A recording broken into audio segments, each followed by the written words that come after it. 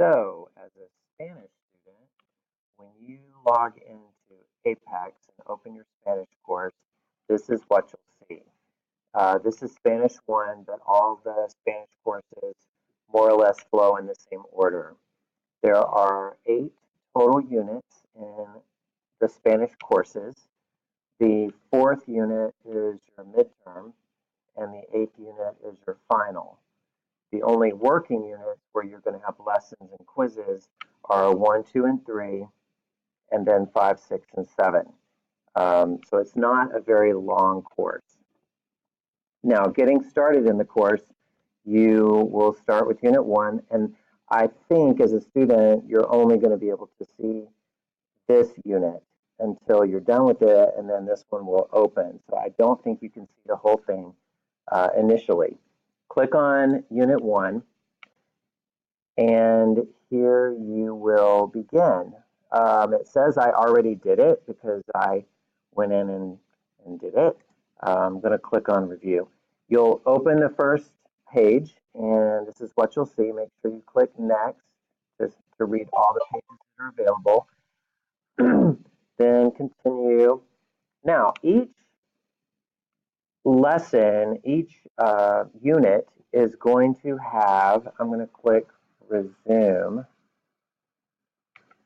Each unit has several lessons in it, and at the beginning of each lesson, they'll give you these objectives. My recommendation is that you look under, particularly under grammar. Here it just says make an introduction and ask for someone's name. It could say working on present tense or using the verb ser. When that happens, Apex does give you good notes and uh, additional resources. But if you want to just highlight that, copy it, go to Google Images and, well, images here, and paste, make an introduction, and then Spanish. There are a lot of great pictures and charts for basic vocabulary for making introductions, like this one, for example.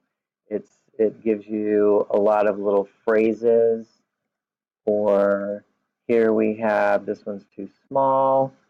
Maybe here it says, ¿Cómo te llamas? Me llamo. There's a lot of little phrases there. It really works best when you're doing something with grammar. Let's take the verb ser and say you're looking for conjugations of ser. Here you have a nice chart.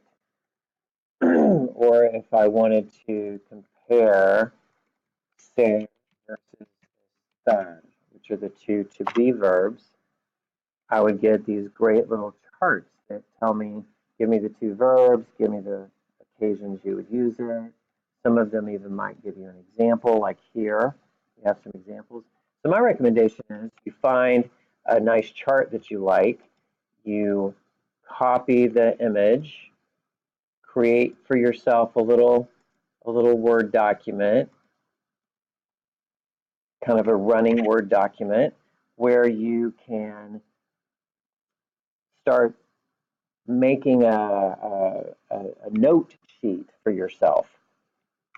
And then when you have all your notes put together, you can print them and use them when you're taking your quizzes and your tests.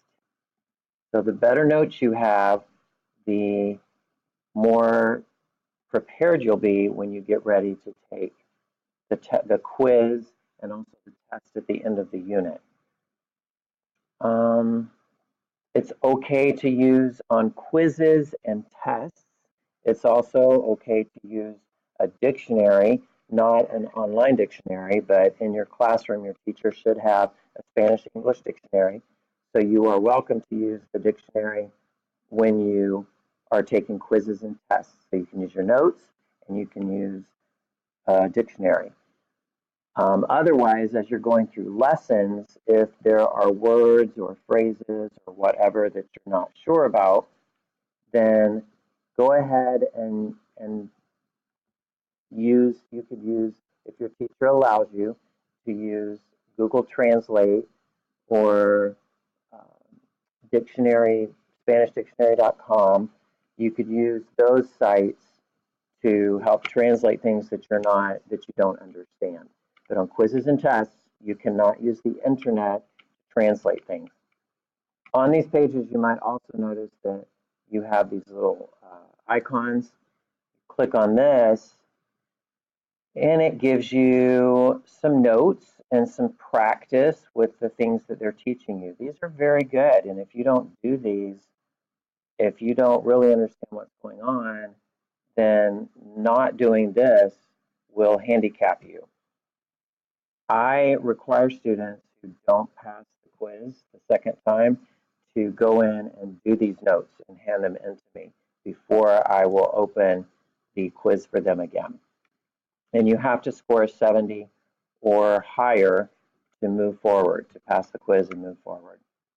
That's all I can think of right now. If you have any other questions, ask your teacher, and if I need to, I can come over. My name is Jeff Thompson, and I'm the Spanish teacher over at the Academy. So I'd be happy to come over and go over some things with you.